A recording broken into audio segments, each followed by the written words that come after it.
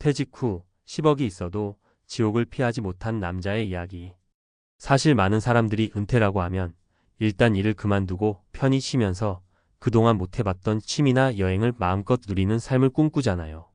근데 막상 그 길을 실제로 걸어보면 예상과 전혀 다른 현실에 부딪히는 경우가 너무나도 많아요.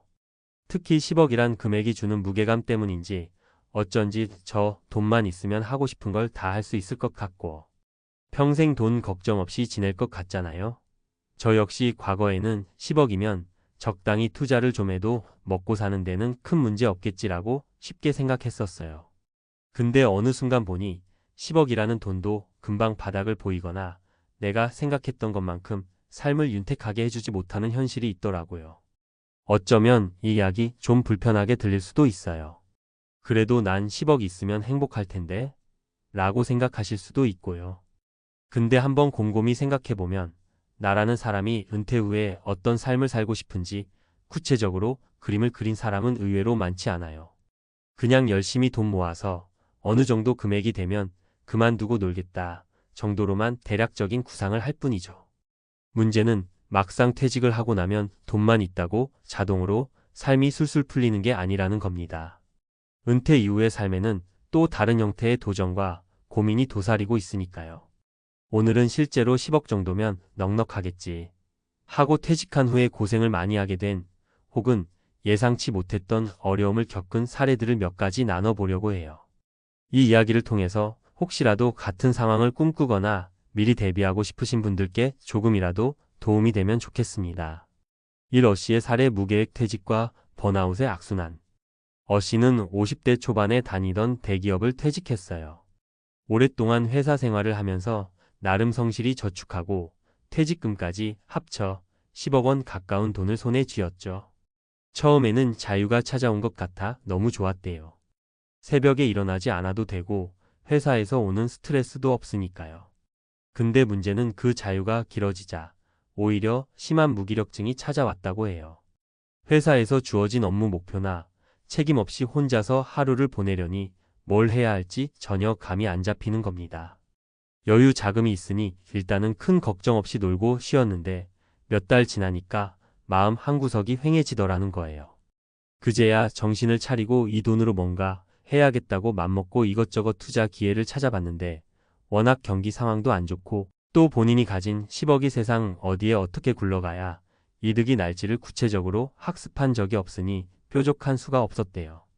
한 번은 지인의 권유로 무리하게 부동산에 투자했다가 시세가 떨어지면서 손해를 크게 봤죠.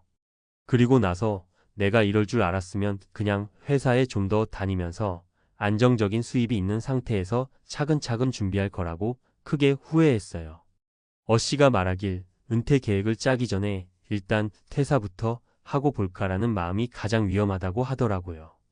퇴직금이나 모아둔 돈만 믿고 나왔는데 뭔가를 하고 싶어도 몸과 마음이 녹초가 되어버린 상태라 뜻대로 되지 않고 그 무기력함에서 오는 우울감이 생각보다 컸다는 거죠. 결국 어씨는 다시 계약직이라도 구해서 일을 시작해야겠다는 결론에 도달했는데 나이가 있어서인지 원하는 만큼 자리를 찾기도 쉽지 않더랍니다. 이 B씨의 사례 가족 기대치와 현실의 괴리. B씨는 10억을 만드는 데까지 정말 눈물겨운 노력을 했대요. 본인 월급에 부부가 맞벌이로 번 돈까지 합쳐 오랫동안 허리띠를 졸라매고 내 집 마련은 포기하고 임대 아파트를 거쳐가면서까지 힘들게 모았죠. 애들은 크고 부모님 병원비도 조금씩 들어가니 돈 쓸 구멍은 많았지만 어쨌든 목표했던 금액을 드디어 달성했을 때 정말 기뻤다고 합니다. 그런데 B씨는 조금 다른 문제에 직면했어요. 가족들이 이제 10억 모았으면 아빠 혹은 엄마도 좀 쉬면서 우리랑 시간을 많이 보내면 좋겠다고 말해서 서둘러 퇴직을 결정했죠. 그런데 막상 퇴사하고 보니 가족들의 바람이 단지 함께 보내는 시간만을 원하는 게 아니더랍니다. 우리 여행도 가고 그동안 못 누렸던 것도 좀 하고 싶다. 이런 식으로 은근히 지출이 커져버리는 거예요. 문제는 B씨 입장에서는 10억이라는 자산을 한 번에 탕진하면 안 되니까 이걸 어떻게 안정적으로 운용하고 지속적인 수입원을 만들지를 고민해야 했는데 가족들은 그냥 이제 돈도 모았고 퇴사까지 했으니 마음껏 써도 되겠지? 라고 가볍게 여기는 분위기가 있더라는 겁니다. 결국 B씨는 고민 끝에 아이들 교육비와 가족이 원하는 여행 경비 등을 대느라 목돈을 여기저기서 조금씩 인출하기 시작했고 어느새 10억의 상당 부분이 줄어들었어요. 게다가 적절한 투자처를 찾지 못해 고금리 시대에 제대로 대응을 못하다 보니 현금 흐름도 별로 좋지 않았죠. 그제야 뒤늦게 내가 마음의 준비도 안 됐고 가족과 충분히 대화를 나누지 않은 채 퇴사부터 했구나 하며 후회를 했대요. 결국 B씨는 남은 자금을 어떻게든 지키기 위해 재취업이나 프리랜서 일을 찾고 있는데 이전 직장을 그만둔 나이와 경력 때문에 예전 같은 자리로 돌아가긴 쉽지 않다고 해요. 가족들과 갈등도 생겨서 왜 퇴직했는데 우리에겐 이렇게 아낄 것을 요구하느냐? 이런 핀잔을 듣기도 하고요. 3CC의 사례 예상치 못한 건강 문제와 지출 폭탄. CC는 비교적 젊은 나이에 40대 후반에 스타트업을 잘 운영해서 목돈 10억을 마련했고 퇴사를 결심했어요. 이제 좀 쉬면서 내가 하고 싶은 공부나 취미도 즐기고 가족과 여행도 다니면서 살겠다는 다짐으로 은퇴를 선택했죠. 초반에는 꽤 여유로웠어요. 아침에 늦잠도 자고 가벼운 운동도 하고 오후엔 취미 강좌도 들으면서 참 행복하다고 느꼈대요. 그런데 어느 날 갑자기 허리 쪽에 통증이 오더니 병원 검사 결과 수술을 받아야 한다고 하더랍니다.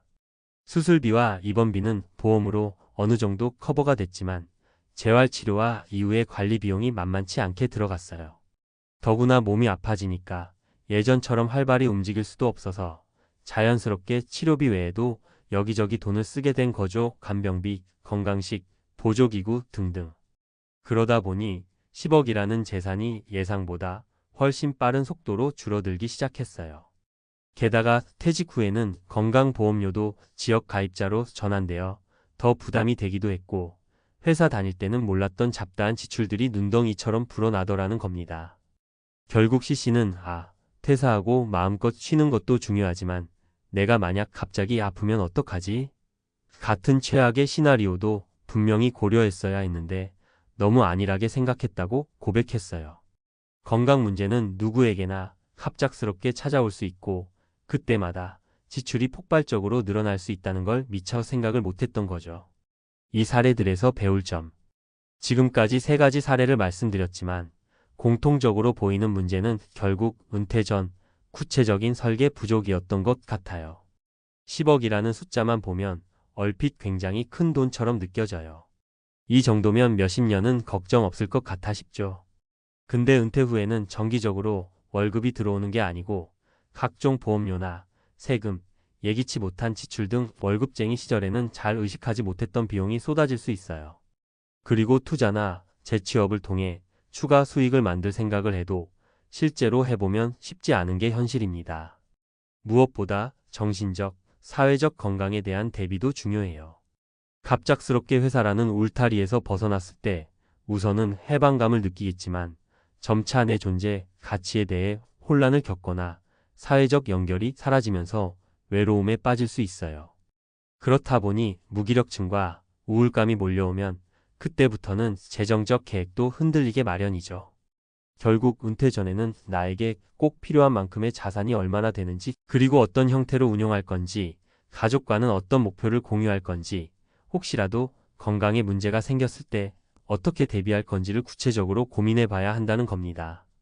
단순히 정년 전에 10억 모았으면 오케이 식으로 가볍게 접근했다가는 막상 퇴사하고 나서 훨씬 힘든 상황을 마주할 수밖에 없어요. 그리고 돈보다도 중요한 건 퇴직 후 어떻게 살 것인지에 대한 나만의 로드맵을 만드는 거예요.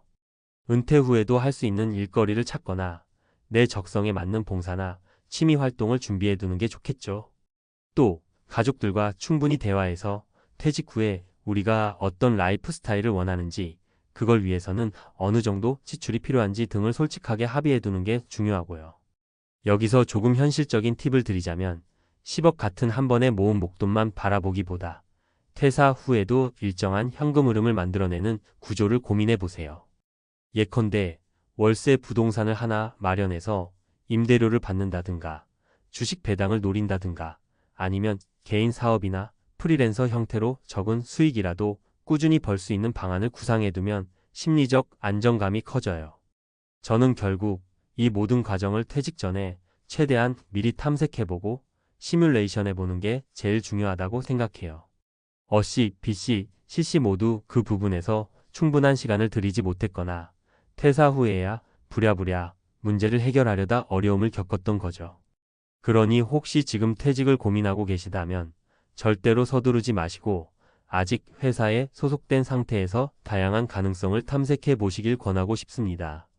10억으로도 지옥을 맛본 사람들이 있다는 말, 거꾸로 보면 어떤 상황에서든 준비가 덜 된 은퇴는 누구에게나 지옥이 될 수 있다는 경고일 거예요. 직장을 다니면서 쌓이는 스트레스와 힘듦, 물론 큽니다. 근데 그걸 해결하기 위해서 차라리 은퇴가 답이라는 단편적 결론만 내리고 당장 실행해버리면 뒤늦게 맞닥뜨리는 여러 문제들이 더 큰 스트레스로 다가올 수도 있어요. 결국 은퇴 준비는 한순간의 결정이 아니라 오랜 시간에 걸쳐 나 자신과 재정 그리고 가족들과의 관계를 함께 설계해가는 과정이어야 합니다. 돈이 많든 적든 그걸 어떻게 운영하고 삶의 목적을 어디에 둘 것이며 건강이 나빠질 때나 예상치 못한 지출이 생길 때 어떤 플랜 B가 있는지가 정말 중요하죠. 그러니 퇴직 후 10억이 있어도 지옥을 피하지 못한 남자의 이야기를 그냥 누군가의 실패담으로 여기지 말고 내 미래의 모습이 될 수도 있다고 생각하시면 좋겠어요. 그럼 자연스레 나는 은퇴 후에 어떤 라이프 스타일을 꿈꾸고 있으며 그걸 위해선 어떤 준비가 필요한가? 를 진지하게 고민하게 될 테니까요. 그 고민의 시간이 길어질수록 실제로 은퇴했을 때 더 단단하고 자유로운 삶을 누리게 될 확률이 높다고 믿습니다. 부디 글이 조금이라도 여러분이 은퇴를 준비하는 과정에서 도움이 되었으면 좋겠습니다. 우리 모두 행복한 은퇴, 그리고 여유 있는 인생 2막을 맞이하기 위해서는 단순히 돈이라는 숫자 이상의 것들을 생각해야 한다는 점을 꼭 기억했으면 해요.